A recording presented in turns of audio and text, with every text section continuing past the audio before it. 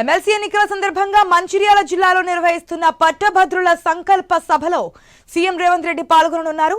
కాంగ్రెస్ మరొకసారి తమ సిట్టింగ్ స్థానాన్ని కైవసం చేసుకోవాలని చూస్తుండగా వరుస విజయాలతో జోష్ మీదున్న బీజేపీ ఈ స్థానంలో గెలిచి ఉత్తర తెలంగాణలో పాగా వేయాలని చూస్తోంది. సీఎం సభ నేపథ్యంలో ఎమ్మెల్యే ప్రేమ్ సాగర్ రావు ఏర్పాట్లను పర్యవేక్షించారు. సభను 30,000 మందితో సక్సెస్ చేయడానికి భారీగా జన సమీకరణ చేస్తున్నారు. మంచిర్యాల జిల్లా కేంద్రంలో నిర్వహిస్తున్న పట్టభద్రుల సంకల్ప సభ వద్ద నుంచి మరింత సమాచారాన్ని మా ప్రతినిధి శ్రీనివాస్ అందిస్తారు. తెలంగాణలో ఈ నెల 27న జరగనున్న పట్టభద్రుల ఎమ్మెల్సీ ఎన్నికలతో పాటు ఇటు టీచర్ ఎమ్మెల్సీ ఎన్నికలకు సంబంధించి రేపు సాయంత్రంతో ఇటు ప్రచార పర్వం ముగిస్తూ ఉండడంతో అయితే ఇప్పటికే అధికార కాంగ్రెస్ పార్టీతో పాటు ప్రతిపక్ష బీజేపీ పార్టీకి సంబంధించినటువంటి రాష్ట్ర స్థాయి నేతలతో పాటు జాతీయ స్థాయి నేతలు అయితే ఇప్పటికే బీజేపీ పార్టీ తరఫున ఉమ్మడి ఆదిలాబాద్ జిల్లా వ్యాప్తంగా ప్రచార సభలను నిర్వహిస్తున్నారు. ఆత్మీయ సమ్మేళనాలను నిర్వహిస్తూ ఇటు ఓటర్లను ఆకట్టుకునే ప్రయత్నం అయితే చేస్తున్న పరిస్థితులు అయితే ఉన్నాయి. అయితే ఇటు ఉమ్మడి ఆదిలాబాద్, నిజామాబాద్, కరీంనగర్, మెదక్ సంబంధించి సిట్టింగ్ స్థానాన్ని మరోసారి కైవసం చేసుకోవడానికి కాంగ్రెస్ పార్టీ కూడా వ్యూహాత్మకంగానైతే అడుగులైతే వేస్తుంది. ఈరోజు ఏదైతే సీఎం రేవంత్ రెడ్డి ఇటు నిజామాబాద్, మంచిర్యాల, కరీంనగర్ 3 సభల్లోనైతే పాల్గొన్నారు. మంచిర్యాల సభకు సంబంధించి ఇప్పటికే సభకు సంబంధించినటువంటి పూర్తి స్థాయి ఏర్పాట్లను అయితే పూర్తి చేశారు ఇటు కాంగ్రెస్ నేతలు. అయితే ఇటు బీజేపీ పార్టీ ఖచ్చితంగా ఈ ఉమ్మడి జిల్లాలకు సంబంధించినటువంటి ఈ స్థానాన్ని తమ ఖాతాలో వేసుకొని ఉత్తర తెలంగాణలో పాగవేయాలని బీజేపీ పార్టీ వీళ్ళూరుతుండగా కాంగ్రెస్ పార్టీ కూడా మరొకసారి ఖచ్చితంగా తమ సిట్టింగ్ స్థానాన్ని అయితే కైవసం చేసుకోవడానికి కూడా ఇటు వ్యూహాలు అయితే రచిస్తోంది. అయితే ఇప్పటికే ఈ 2 జాతీయ పార్టీలకు సంబంధించినటువంటి నేతలు కూడా ఆత్మీయ సమ్మేళనాల్లో పాల్గొంటూ కూడా ఓటర్లను తమ వైపు తిప్పుకునే ప్రయత్నం అయితే చేశారు. ఉమ్మడి ఆదిలాబాద్, నిజామాబాద్, కరీంనగర్, మెదక్ సంబంధించి 3,60,000 ఓటర్లు అయితే తమ గ్రాడ్యుయేట్స్ అయితే తమ ఓటర్లను అయితే నమోదు చేసుకున్నారు. ఈ నెల 27 జరగనున్నటువంటి పోలింగ్లోనైతే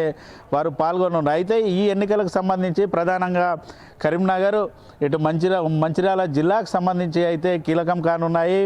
కరీంనగర్ జిల్లాకు సంబంధించి 42% ఓట్లు ఉండగా ఇటు మంచిర్యాల జిల్లాకు సంబంధించి 12% ఓట్లు అయితే ఉన్నాయి. దాదాపుగా ఎమ్మెల్సీ ఎన్నికలకు సంబంధించినటువంటి 50%కు పైగా ఓట్లు అయితే ఈ 2 జిల్లాల్లో ఉండడంతో అయితే బీజేపీతో పాటు ఇటు కాంగ్రెస్ సంబంధించినటువంటి నేతలు అయితే స్పెషల్గా ఫోకస్ అయితే పెట్టారు. ఇప్పటికే పర్యటనలు అయితే కొనసాగిస్తున్న పరిస్థితులు అయితే ఉన్నాయి. ఓవైపు ఇటు బీజేపీ పార్టీకి సంబంధించినటువంటి కేంద్ర కార్మిక శాఖ మంత్రి, రాష్ట్ర అధ్యక్షుడు కిషన్ రెడ్డితో పాటు కేంద్ర సహాయక మంత్రి బండి సంజయ్ కూడా ఉమ్మడి ఆదిలాబాద్ జిల్లా వ్యాప్తంగానైతే పర్యటనలు చేస్తున్నారు.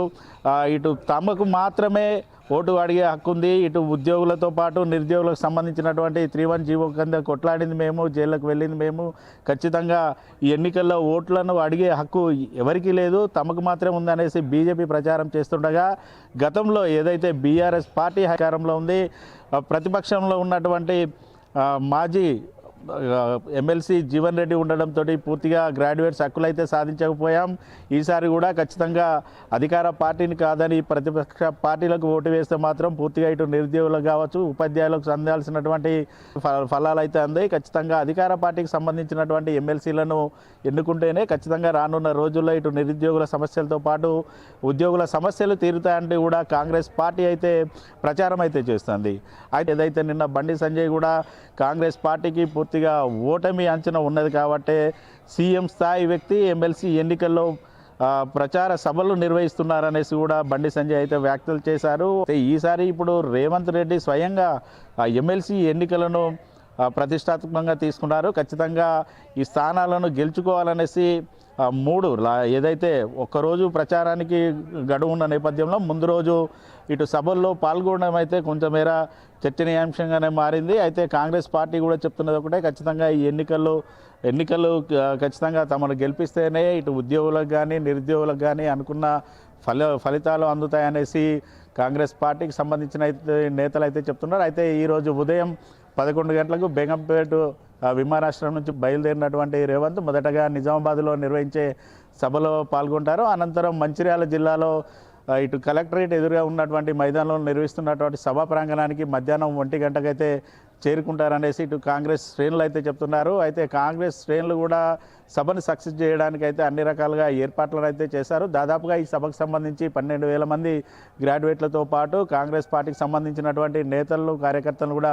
భారీ జన సమీకరణ అయితే చేస్తున్న సందర్భాలు అయితే ఉన్నాయి. అయితే ఒక్కరోజు ముందుగా ఇటు సీఎం రేవంత్ రెడ్డి పర్యటన ఖరారు కావడంతో అయితే అధికారులకైతే కొంతమేర తలనొప్పిగానైతే మారింది. అయితే పూర్తిగా సీఎం సభ ఉన్న నేపథ్యంలోనైతే అధికార యంత్రాంగం అయితే నిన్నటి నుంచి కూడా ఇక్కడ ఉండి ఎక్కడ ఎటువంటి ఇబ్బందులు రాకుండా అన్ని రకాలుగా చర్యలు అయితే చేపడుతున్నారు. ఈ గ్రాడ్యుయేట్స్ ఎమ్మెల్సీ ఎన్నికల నేపథ్యంలో అసలు ఈ సభ ద్వారా సీఎం నిరుద్యోగ యువక కావచ్చు, ఉపాధ్యాయులకు ఎటువంటి నిర్వహిస్తున్న సభకైతే 30,000 మంది పైచులకైతే ఇటు జన సమీకరణ చేసి సభకు నిర్వహించడానికి అయితే అన్ని రకాలుగా ఏర్పాట్లు అయితే పూర్తి చేసిన పరిస్థితులు అయితే ఉన్నాయి. ఓవరాల్గా ఉమ్మడి ఆదిలాబాద్, కరీంనగర్, నిజామాబాద్, మెదక్ ఎమ్మెల్సీ స్థానాలకు జరుగుతున్నటువంటి ఎన్నికల్లో ఈరోజు సీఎం 3 సభల్లో పాల్గొనడం అయితే కొంతమేర హాట్ టాపిక్గానైతే మారింది.